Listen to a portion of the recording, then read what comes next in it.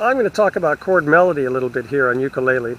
And for an example tune, I'm going to use Wave, and I'm going to use the chart right out of the Bossa Nova Classics for Ukulele book. So if you've got that book, then you'll have this chart and you'll be able to follow along pretty well.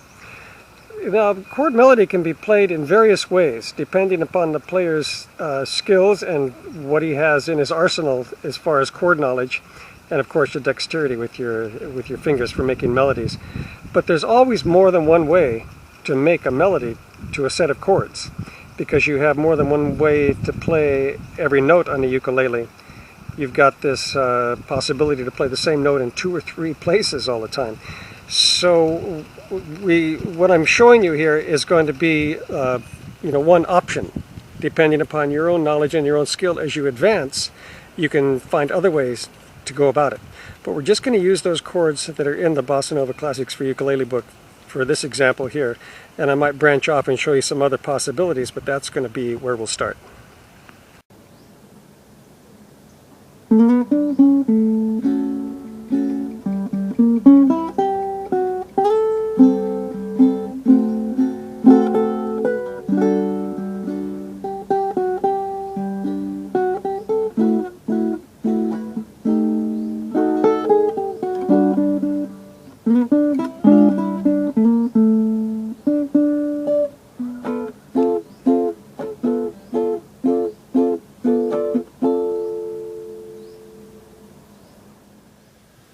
I'd like to suggest that you work on the chords and the melodies separately. You've got those two components when you're learning chord melody, and if you try to work on them together, you can kind of slow yourself down. You're trying to do 2 things at once. So you've got the chords in the book. You can learn those right there from the chart. Let's just look at the melody here. Now try to make it as smooth and flowing and beautiful as you can. Try to get real second nature with it so you can just, in a flowing way, play the melody without having to think about it too much. So you'll want to do something like this.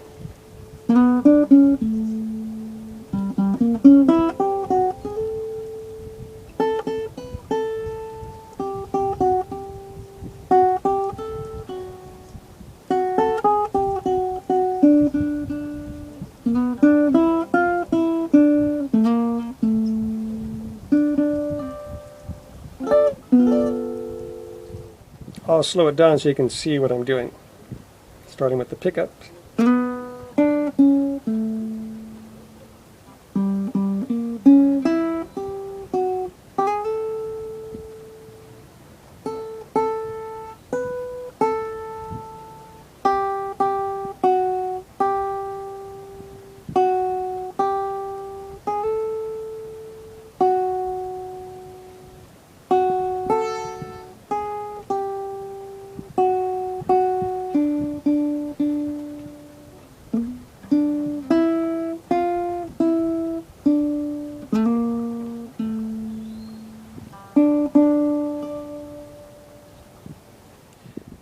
Now when you're playing the melody, every time we play this A here on the 5th fret, we slide up here. This note is duplicated here as an open string. And you have a choice of using either or, depending aesthetically if you like the sound of the slide, or depending to accommodate the chord that you're going to be using. Now let's add some chords to our melody. If you've got the chart there, you'll see the progression of the chords, and we're going to see where they fit with this melody. We're not going to worry about tempo. We're not going to try to play it in a fast way. We're just going to keep it without tempo right now and see how those chords fit with the melody. You can see we're in the key of D in the book, and our first chord is going to be a D major 7. Looks like this, with the open A string. And our pickup notes are going to end by falling right on that chord.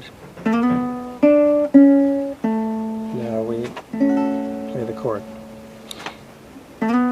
We could play it all together, but making sure that we bring out this note. And play the other notes there. And now the next chord in the chart is this diminished chord, but we're not going to play a diminished chord, we're going to play a diminished arpeggio, which sounds like this.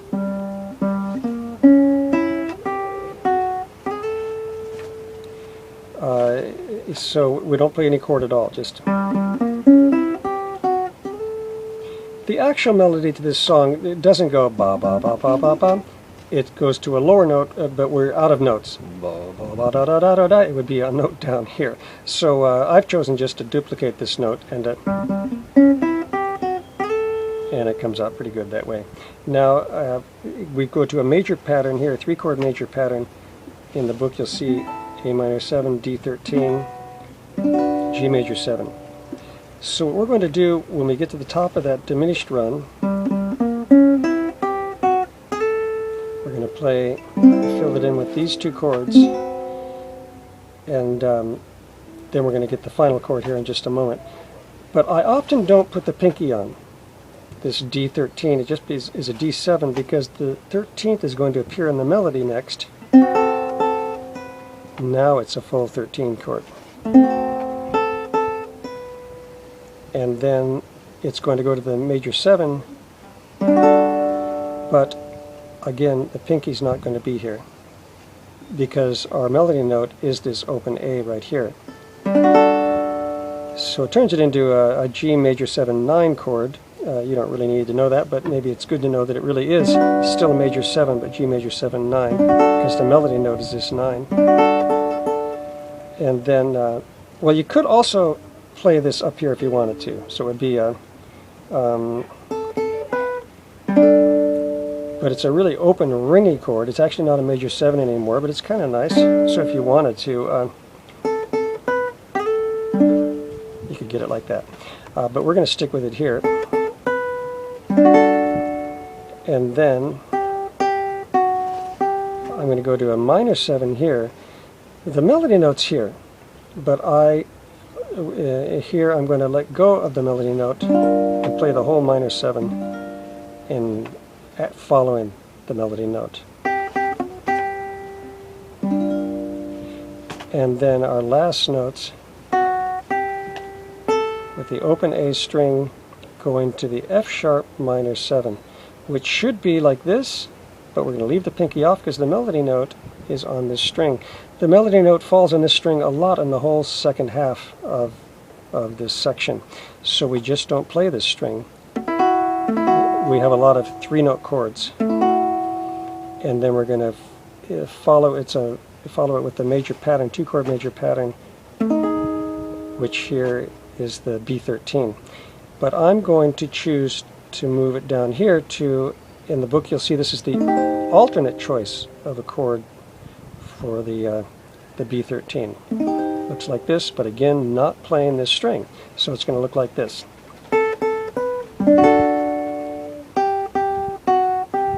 Minor 7, 3-note chord on the F sharp minor 7, then going to the B13 substitute, and then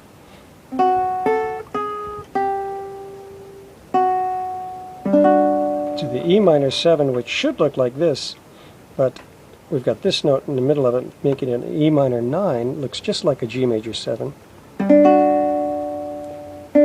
There's our melody, bop, bop, bop, bum, bum, bum, bum, bum. Not playing this string. This string is just, we're going to forget about that. And then the final phrase in the song is, bum, bum, bum, boy, bum, bum, boy, bum.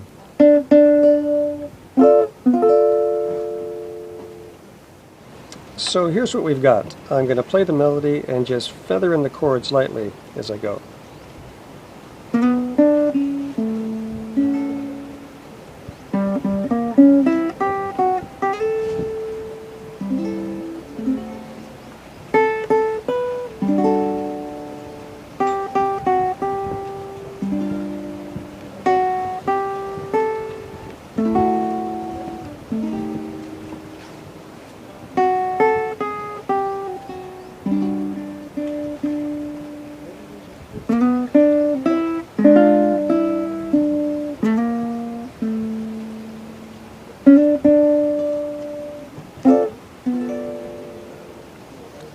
Or alternately, that last run can be played.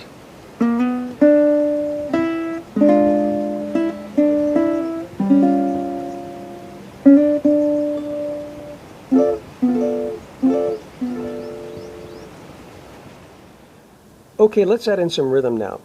As you're getting comfortable playing the melody and chords along with the melody, you might want to start seeing if you can infuse a little of that bossa nova groove in there. So I'm going to play the rhythm that we talk about in the videos that go along with the book and try to keep that rhythm where I can, keep the rhythm going that we've got established. Even when I can't play the chords, I'll try to still keep the rhythm in the feel of the melody.